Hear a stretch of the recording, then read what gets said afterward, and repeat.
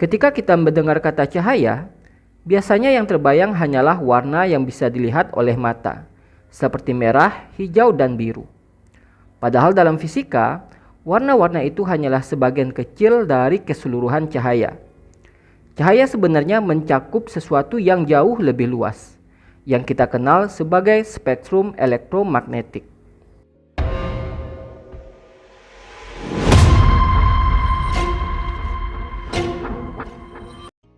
Gelombang elektromagnetik adalah gelombang yang dapat merambat tanpa memerlukan medium.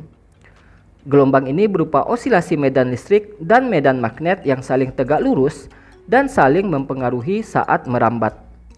Inilah gelombang yang kita kenal sebagai cahaya.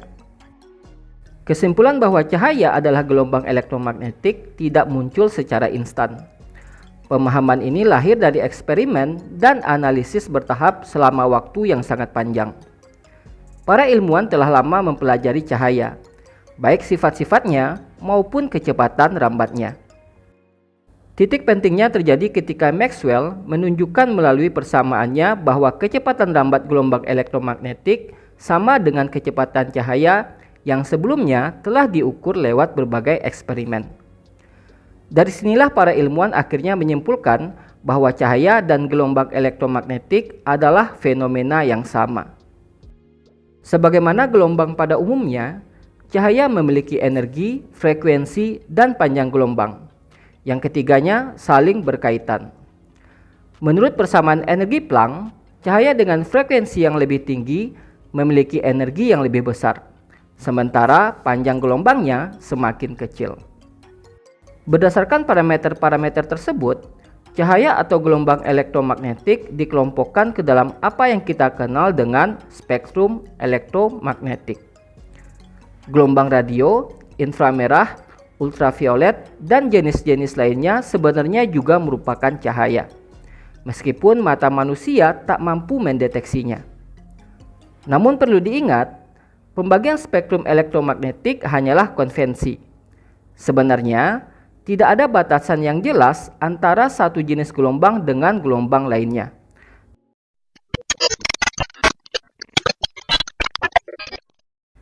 Salah satu tipe bintang neutron, yaitu pulsar, merupakan objek di alam semesta yang menghasilkan gelombang radio dengan intensitas yang jauh melampaui kemampuan teknologi manusia.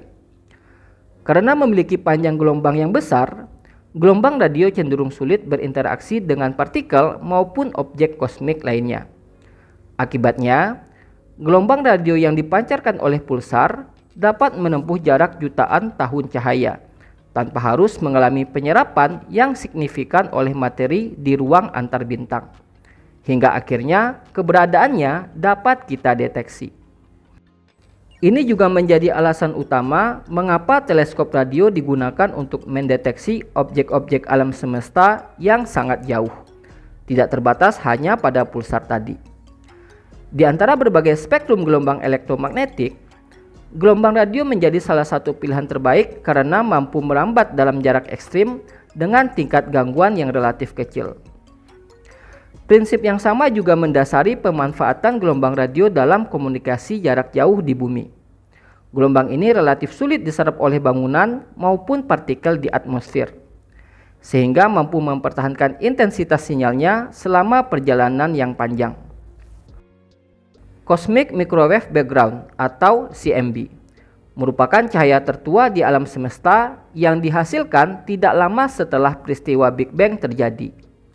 Sesuai dengan namanya, CMB saat ini didominasi oleh spektrum microwave. Gambaran hasil pencitraan radiasi inilah yang menjadi dasar pemahaman kita tentang observable universe, yaitu bagian alam semesta yang masih dapat kita amati dan pelajari. Dibandingkan gelombang radio, microwave atau gelombang mikro relatif lebih mudah diserap oleh materi. Namun, keunggulannya terletak pada kemampuannya membawa sinyal informasi dengan resolusi dan intensitas yang lebih baik. Oleh karena itu, untuk sistem komunikasi berpresisi tinggi seperti radar, GPS, dan jaringan internet berkecepatan tinggi, gelombang mikro menjadi pilihan yang paling efektif.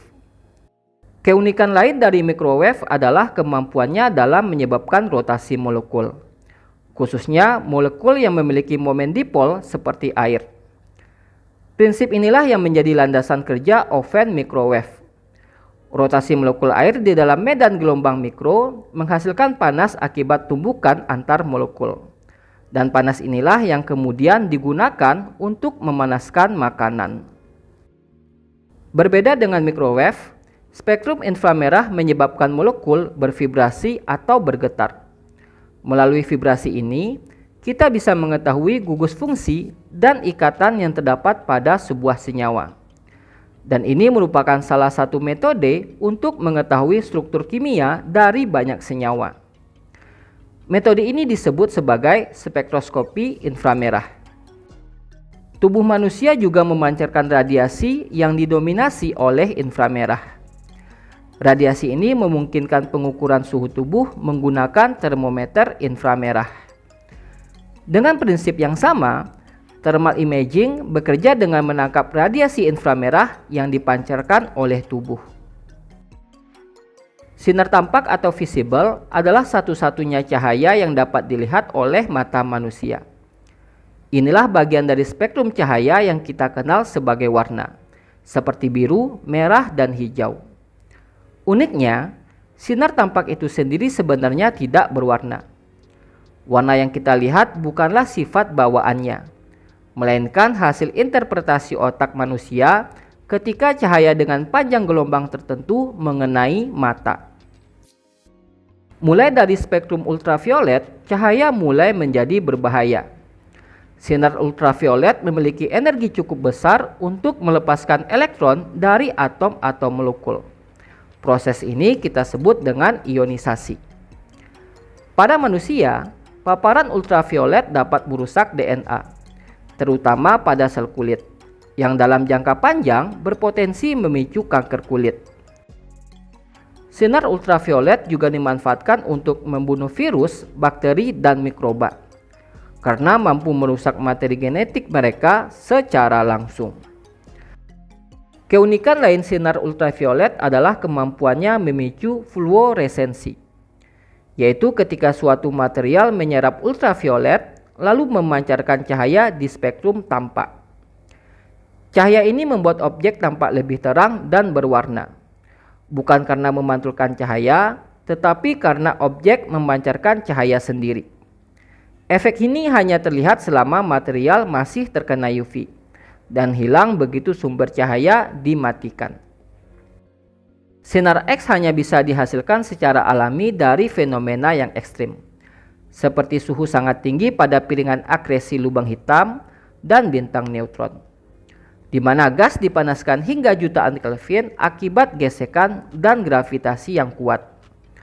Selain itu, sinar X juga muncul ketika materi berada dalam keadaan energi yang sangat tinggi, seperti sisa ledakan supernova dan pada korona bintang. Jika ultraviolet umumnya merusak lapisan permukaan seperti kulit, sinar X dapat menjangkau jaringan dalam dan organ vital. Sinar X tak hanya mengionisasi atom-atom molekul, namun juga dapat memutus ikatan kimia dalam molekul biologis. Ini menyebabkannya jauh lebih berbahaya dibanding ultraviolet. Sinar gamma berada pada ujung spektrum elektromagnetik dengan energi paling tinggi. Berbeda dengan cahaya tampak, ultraviolet maupun sinar X, sinar gamma tidak dapat dihasilkan secara alami hanya dari suhu yang sangat tinggi. Pembentukannya memerlukan mekanisme ekstrim seperti reaksi nuklir atau tabrakan bintang neutron.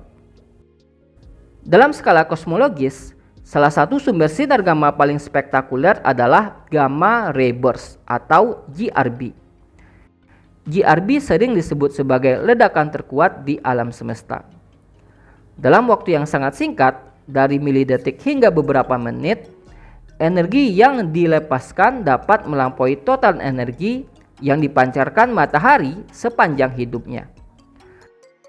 Dari pembahasan ini, kita dapat melihat betapa pentingnya gelombang elektromagnetik bagi kehidupan dan pemahaman kita tentang alam semesta. Spektrum elektromagnetik menunjukkan bahwa realitas jauh lebih luas dari apa yang ditangkap oleh mata manusia. Setiap spektrumnya memberikan informasi berbeda tentang energi, tentang alam semesta, dan tentang batas pengetahuan manusia.